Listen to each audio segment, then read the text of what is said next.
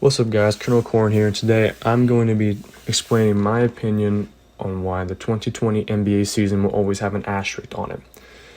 As we all know, the 2020 NBA Finals was won by the Lakers. I don't have a problem with the Lakers winning it. They've been a favorite throughout the season. It's not an upset or nothing. It doesn't really throw me off like, oh, they shouldn't have won it. So really, maybe my opinion doesn't stand as well.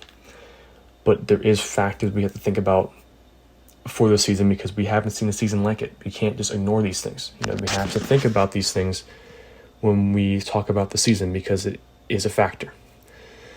So, number one, before the pandemic started, I'm going to use this as an example because I'm a Bucks fan.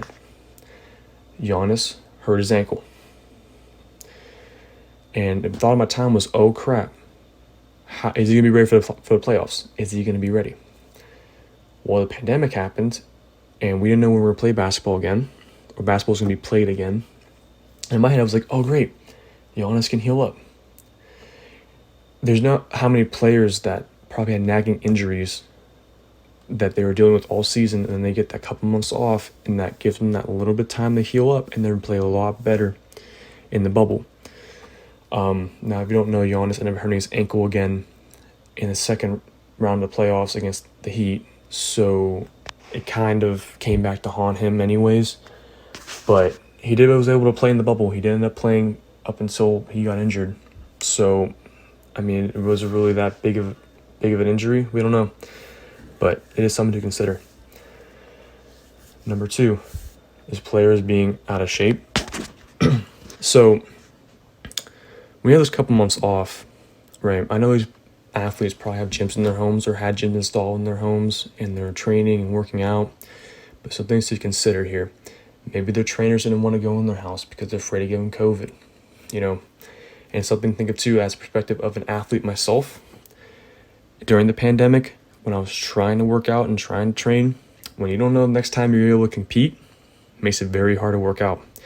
Because you don't know the next time you're going to be able to go and play. So it's like, well, what's the point of me putting all these hours in the gym and priming my body and getting it in shape to play when I don't know when I'm going to play again? It's a very tough mental barrier to cross over. And, these professional athletes, so maybe they were able to get over it. But you can't tell me that at least a couple of them didn't train like they would in a normal off season or normal break because they didn't know what time they were going to compete. Because the NBA didn't say if we're going to continue in the bubble or not. It just said that we may cancel it or we may continue it later on.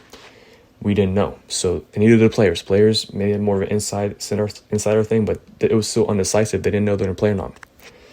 So, for example, Chris Middleton, when he started playing in the bubble, he was very rusty. Wasn't making his shots. Wasn't shooting efficiently. Just terrible for his standards. Obviously, he was still a good player, but he was terrible for his standards. Maybe he was out of shape. There's things to consider there. So that's kind of like my first main point, and splitting the 2 points. So I have 2 main points, and this is the second main point. Is that, do we really know if the players wanted to be there? Do we really know if the players that weren't on championship contending teams really cared to be there? Because I know that, they have a job to do, and that's their job is to play basketball. So some of them kind of had to be there. Not so they had to. You can opt out, but I'm not sure if you got paid or not if you opted out. But, you're obligated to be there because that's your job. And maybe some didn't want to be there. So I have a little insider page set up, which you can't see because I can't edit things properly yet because I don't know how to. But here we see some players that decide not to play for personal reasons. Now, some players didn't play because of injuries. For example, Kevin Durant, Kyrie Irving, Victor Oladipo. We had someone named Bradley Beal. He was having nagging shoulder injuries. So that's why he decided not to go to the bubble. There's some players here like Wilson Chandler. He said that he cited his grandmother and 3 children as primary reasons why he's staying home. So there's something outside of basketball that made these people stay home. Their families. You're not going to be with your family when you're in the bubble.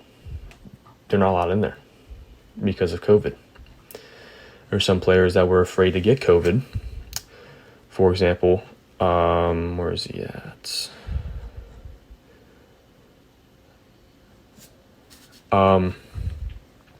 Sevolosha, he said that some players had COVID-19 and you don't want to take the risk of playing with COVID-19 or getting COVID-19. There's a lot of players here that were afraid to either get COVID or afraid to stay home from away from their family. Some of them had, newborns being born. And it makes it very hard to be in a bubble where you can't physically be with your family, and that's very mentally draining. And especially for a player that's not on a contending team, that they don't believe they're going to win the finals. There's only a handful of teams. I think of the Bucks could have beaten the Lakers. The Heat, maybe, if everyone was healthy, maybe put them on, forced to Game 7. Maybe the Boston Celtics. On the West, we had mainly just the Clippers. I didn't think the Nuggets were going to beat them. The Nuggets were playing their hearts out. They won 2 Game 7s for going in that game. I didn't think they were going to win, and they lost in 5. So, really, there's only 4 teams that at least personally, I believe that could have beaten the Lakers in the finals.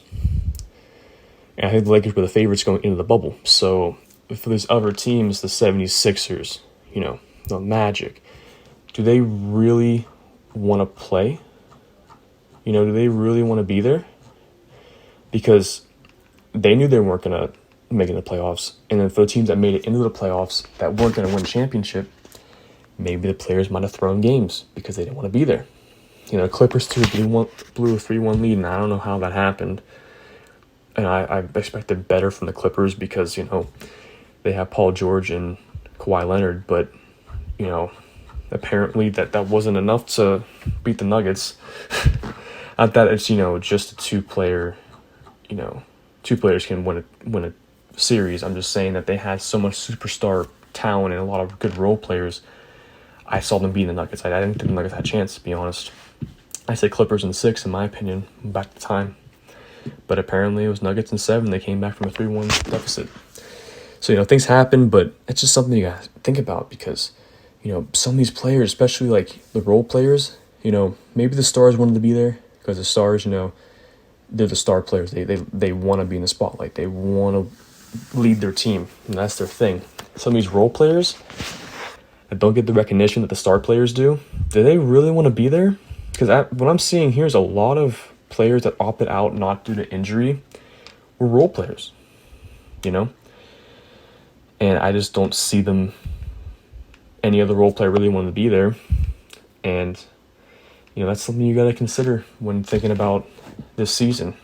A lot of players probably didn't want to play, and it's their passion, but when you're away from your family and you can't do the things you want to do, it's very mentally draining. For example, Giannis, when he was talking about the bubble, he said that's all you do is basketball. So if you have a bad game, you go home to your family and you take your mind off a little bit. In the bubble, that's all you can think about because your family's not there. You can't just go out and party, go to clubs and stuff. You had to follow by the rules. And that's tough. That's really tough to go through that many months of basketball without your family, keeping your head straight and stuff like that. So that explains, why road games or road stretches, they're not very long. You maybe be on the road for 5 games at most, then you're home for at least 1. Because they don't want the players to be drained out from being away from the family for so long, be away from their home for so long. In the bubble, you're away from your home for months. That's very mentally draining. But that's just my opinion. You can take it as you want.